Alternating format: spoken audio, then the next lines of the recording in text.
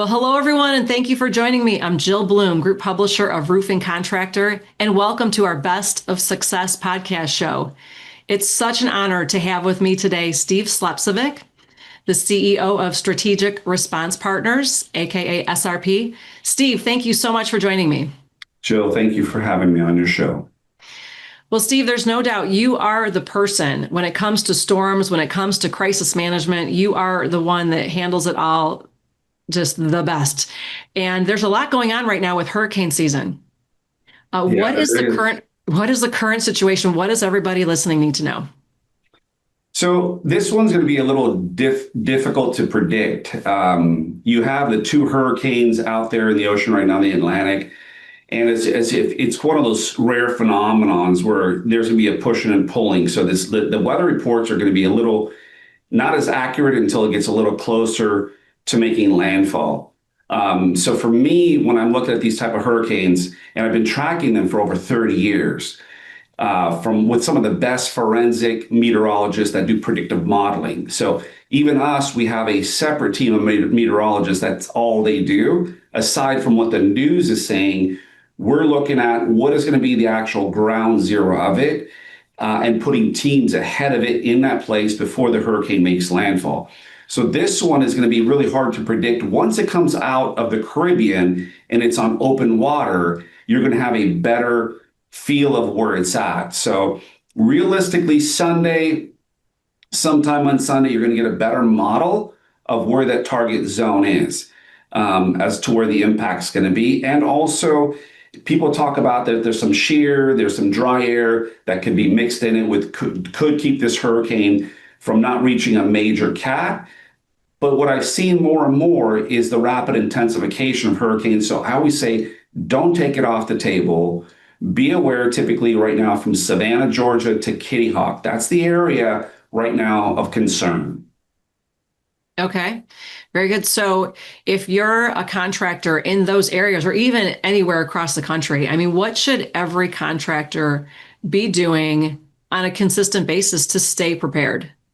Well, first and foremost, when it talks about evacuations, people say it's a low category storm. It's not a severe type scenario. But the situation, it's the floodwaters that are concerned, and it's also the rain-wrapped tornadoes that are in there. And if you're in an area where you can't get out of that zone, you're not going to get medical help. Medical services shut down. Law enforcement services shut down. So you're going to be dealing with some serious issues that could really create a more life safety issue with power lines down, nails all over the road, and you trying to get out at a last minute type scenario could put you in serious harm's way of lines coming down, trees coming down. And I've seen a lot of people killed on the highways with jackknife trucks, power poles coming down on a vehicle, stuff that just really doesn't need to happen, you know? Yeah. Then when we talk about preparedness, what can contractors do? A lot of times contractors in those hurricane zones, they're like, well, we got this, we've been through this type of stuff before, but they don't have fuel cells delivered to their property, right? They don't have a contract in place to bring the fuel cells in or stage it in a Cat 5 structure, a concrete structure on a trailer, ready to pull out of that structure that's near their location, right? Because the trucks need to be fueled. And if the power's out of that area for 2 weeks, where are their trucks going to service what clients? Then do they have tire repair kits in their vehicles? Do they have gas meters that their guys are carrying? Do they have a hot stick on them so when they're stepping out of a vehicle, if the power line's down and it's being re-energized, someone's not being electrocuted, right? Right. So those are one of the many things that people can do in that process. We have a deployment checklist that we have for every one of our team members. We have Pelican cases, the Pelican Airs, we keep them light as to what is the gear for emergency lights, tow straps, tire repair kits, chainsaws, things that we need to know that we need to be able to clear the path to get to where we need to get to for our clients. Then, of course, it goes into the communication. The mobile Starlinks, I find now to be some of the best. Why? Because you could use your regular phone and you're getting your email, your data, and your mobile Starlink sitting on top of your vehicle. Now, you can't, they say you can be moving with it, but once you get past like 10, 15 miles an hour, it starts to get kind of sketchy. But that's okay. Yeah. But it's good to have it because now you have comms on all your locations and you're able to service the clients. Then stocking up on materials, right? Because one of the biggest issues that I see a lot of times with contractors is they're not stocked well enough to go be able to respond to it. They run out of materials real quick. All the supply houses are completely wiped out. Now they have a massive backlog. They have the people to do the work, but they're losing jobs because they didn't pre-stage equipment and material to service and respond to that client. You know, be it shrink wrap, be it drywall, be it whatever they need to be able to have it pre-staged in a location because they know the work's going to be there. Yeah.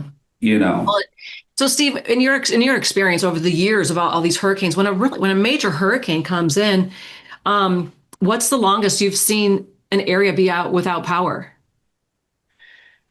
Well, the longest I've seen one area be out without power was in the bayou areas. Those areas didn't get power up for 3 months because of some of the Wow. infrastructure that was wiped out. It was on its third month that they finally got power restored, right? Yeah, yeah, that's Typically, I overwhelming. see, yeah, 2 to 3 weeks typically, right? Okay. But if there's some serious infrastructure issues to be able to get that systems up into that area, Right. it could be much longer. And especially if it's a critical infrastructure, that is why the critical infrastructure we handle, we're the ones that are bringing in the temp power Hmm. for the hospitals, for the private airports, you know what I mean, for the fire departments, municipalities, the school districts, or the areas that like the logistics centers that can't go down. You know, it's amazing on how people say, oh, we have a system in place, we have a backup generator, and then everything fails. And then they're like, it's a Hail Mary when they're calling SRP. And Yeah. we're delivering because we have a massive network of vendors that are responding to that thing. They're very well dialed in, and we've done it 35 plus years now. Yeah, it's amazing how the experience that you have. I'm always in awe. And I really feel like people just contractors in general, they just take it for granted that they're not gonna be without power for that long. And we all know it after a few days, things just start to go haywire with just everybody when you can't have power or there's no gas, you can't have food, whatever that might be. But listen, Steve, what I want to close this out with, because what you do is so important. And everybody always asks me, so they hear what you have to say, they get really excited, they do some planning on their own, but people always ask me, Jill, how do we work with Steve? Because I know you have a really cool partner program that everybody needs to know about. What is that? And how do people work with you? How can they partner with you when there's a critical storm that's come through and everyone needs help? Yeah, so I'm a relationship guy. And the thing is, I'm the guy that's got a guy, right? So in those relationships around the country, having done storm work for so many years, and sitting down and meeting the different contractors across the country, looking at their facilities, seeing how they operate, start them out, referring them a smaller job, then a bigger job, then a bigger job, right? And watching how they perform for our clients.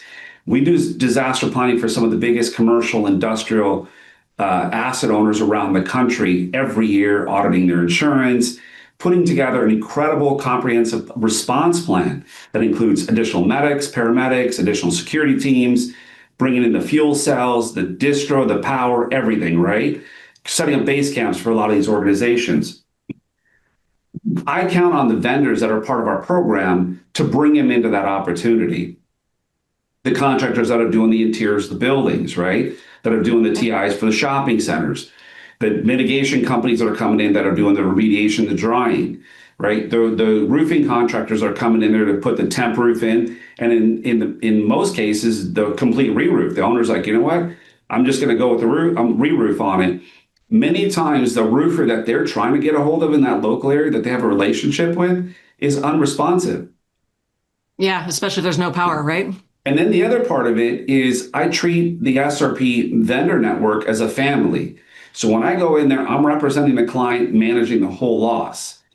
The vendor that's doing the roof is an SRP vendor. Here's 5 vendors, client, choose who you want, right? The client's like, I have these 5 vendors. I'm like, well, I have a vendor I feel that can do a better job for you, but you're a choice. So it's not like I'm bringing them into that opportunity. They're sitting at the table with the asset owner.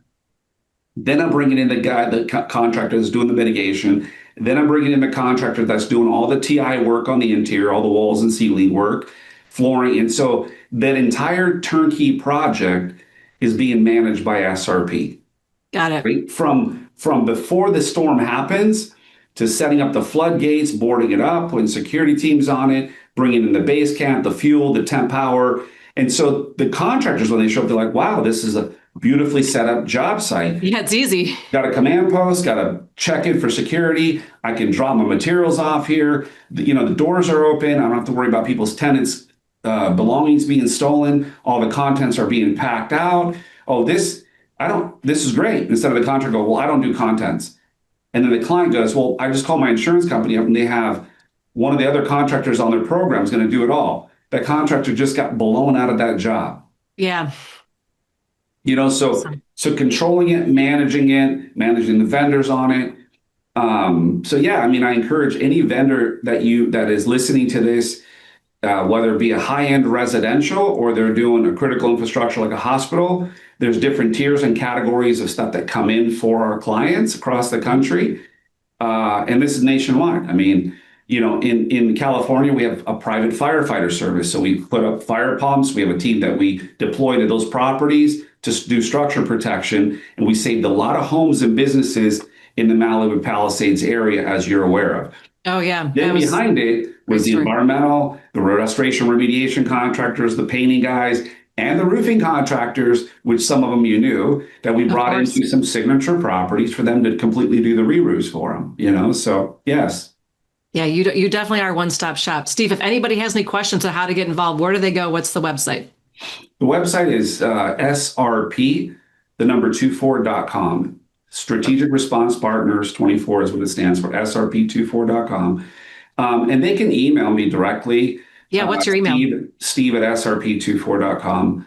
I always make myself available. And if anybody wants a deployment checklist or disaster plan template for their business or their personal home, feel free to email me at response@srp24.com, because there's other individuals that are associated to that. And they'll be specific if it's a business plan or if it's a personal plan. And I'll just share with your audience of how I do what I do, because this is tested and proven after many deployments, from fires to hurricanes, tornadoes to flooding. And equipment and resources we use that I find to be very instrumental and useful. I love it. Well, I always enjoy talking with you, Steve. There's always something happening that needs everybody. You got great information all the time. So again, everybody, if you don't have a disaster plan in place, reach out to Steve for that checklist. It's always great to have. Again, Steve, thank you so much for your time. And if anybody has any questions for us, it's roofingcontractor.com or wconline.com. And while you're there, make sure you sign up for all our free content. Follow us on our social media channels, but most importantly, stay safe and healthy, and we can't wait to talk to you soon. Thanks again, Steve. Thanks, Jill.